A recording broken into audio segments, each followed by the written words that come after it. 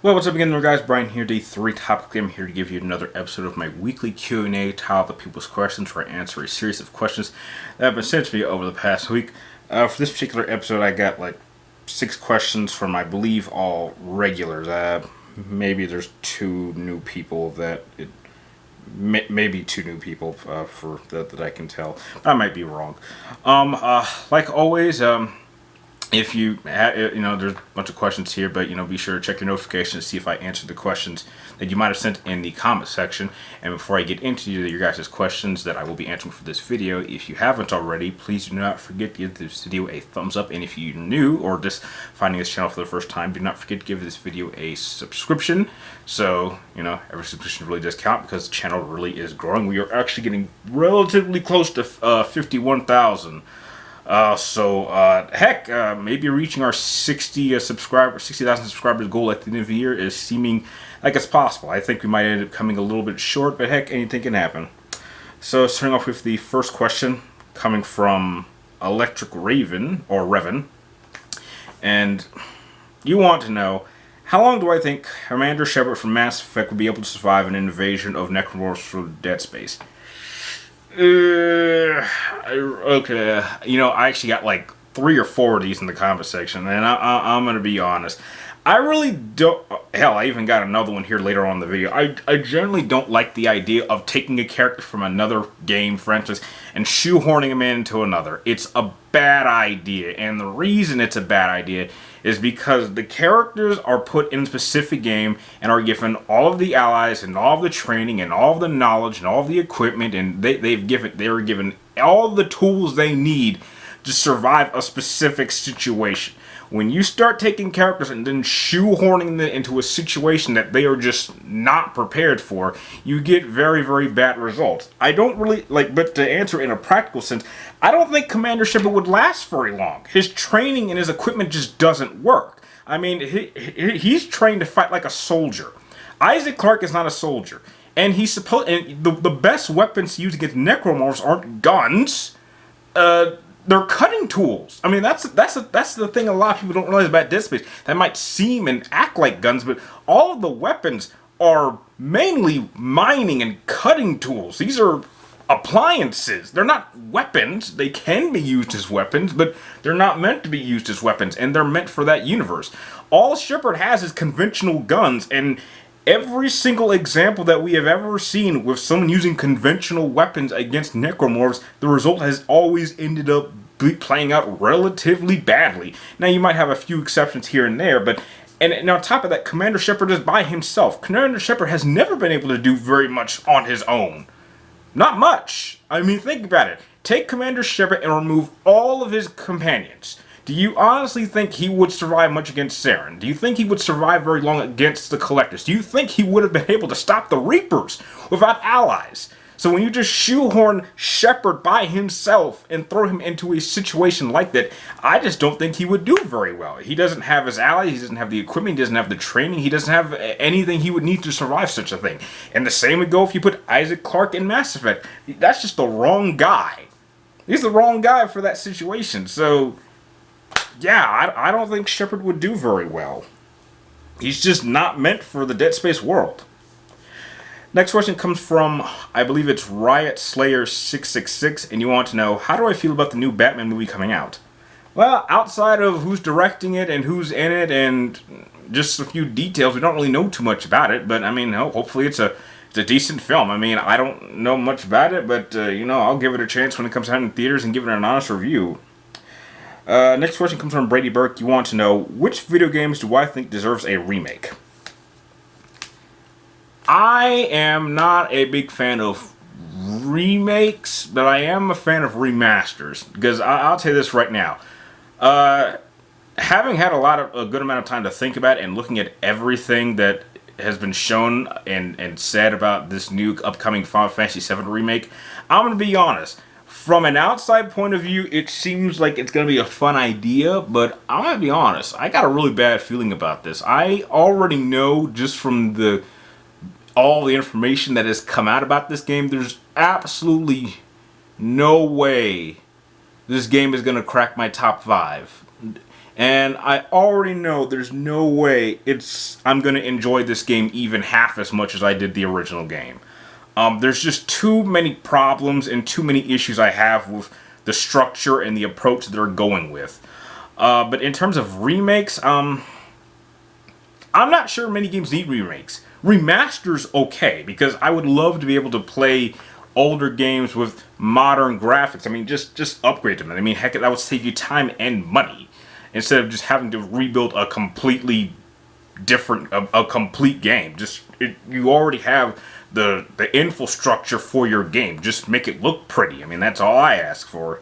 So as it stands right now, I can't really think of any games I would like to be remade. I mean, there are some remakes that I've enjoyed, but that's only because I didn't either play the original when it came out or I didn't like the original. Like Resident Evil 2. I hated the original Resident Evil 2, but I actually really enjoyed the remake once I got past the whole police department section. So yeah, not too many games I could think of off the top of my head that I would want to see get remade. Next question comes from the Batman from Neo Gotham. And again, we have another question that requires sending one character from one universe and putting him in another. And you want to know, how do I think Doomslayer would go up against the Covenant? Okay, well, which Doomslayer are you using? Because are we using like the modern Doomslayer? Are we using the Doomslayer from the original games? And you want to go up against the Covenant? Well, he would... I'm not even sure what he would be in comparison to Master Chief, because Master Chief, as far as I know, because I don't know much about Master Chief, he's a super soldier who was created for this specific type of threat.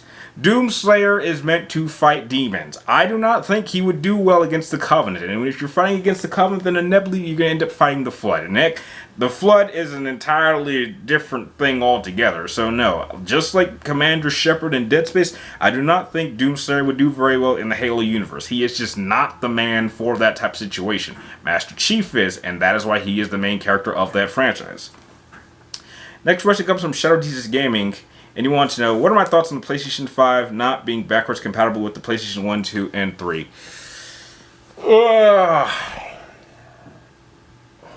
I'm actually really disappointed. I did not, now to be fair, I even spoke about this in my PlayStation 5 Road video. I would not have been surprised if they had said that they were not doing PlayStations 1 and 2. I would not have been surprised by that.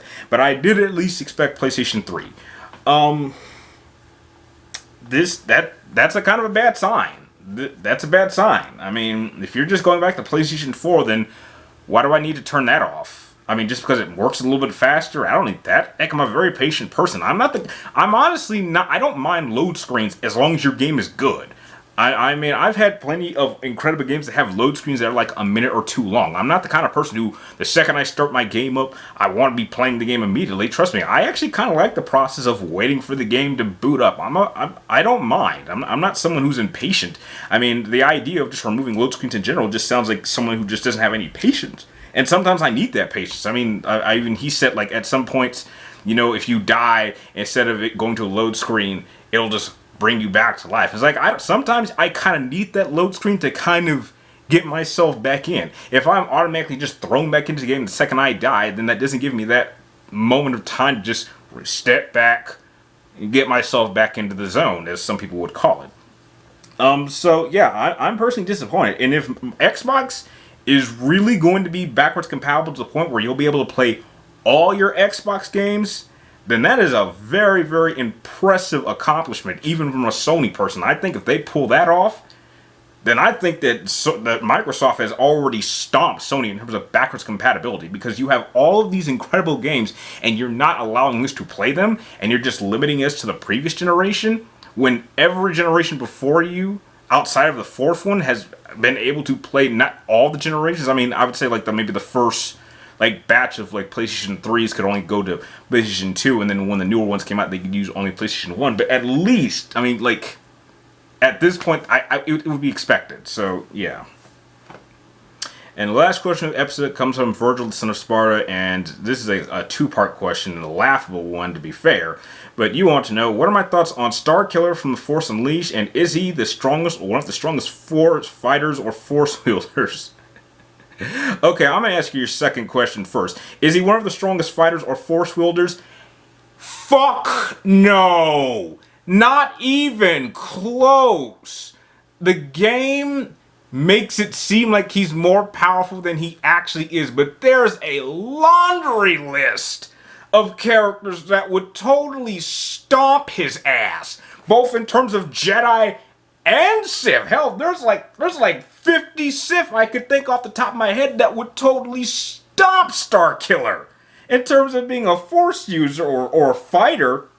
And my thoughts on him as a character, he's a solid character.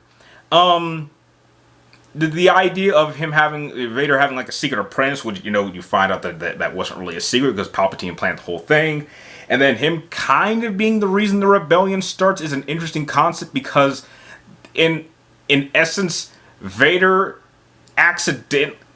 unintentionally creates the rebel alliance that would end up leading to the Empire's destruction.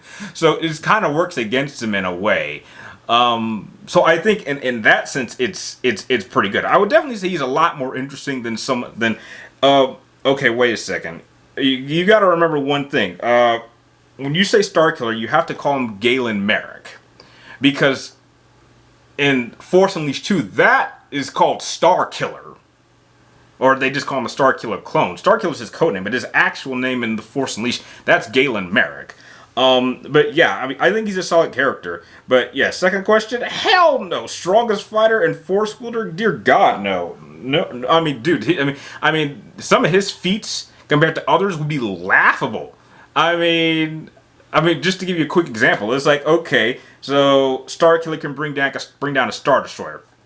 Okay, big deal. Well, Luke at one time, if you actually go to the Dark Empire storyline, he picked up like an entire fleet of AT-ATs, and Yoda destroyed an entire group of CIS landing craft. That's way more impressive than just bringing... And he didn't even bring down that Star Destroyer the way it shows. All he did was basically take a starship that was already coming down for a crash landing and just force into a nosedive so that it didn't land on him, but it still kind of forced him back a little bit. I mean, so it's kind of the equivalent of, instead of stopping a car that's coming right at, like say a plane is coming right at you, instead of you bringing the plane down, you instead just force the nose down so that the plane crashes in front of you instead of not at you. That's really all he did, and that's an impressive feat, but there are several characters in Star Wars that have done far more impressive things. I mean, there have been people who've been able to use Force telekinesis and hurl an entire fleet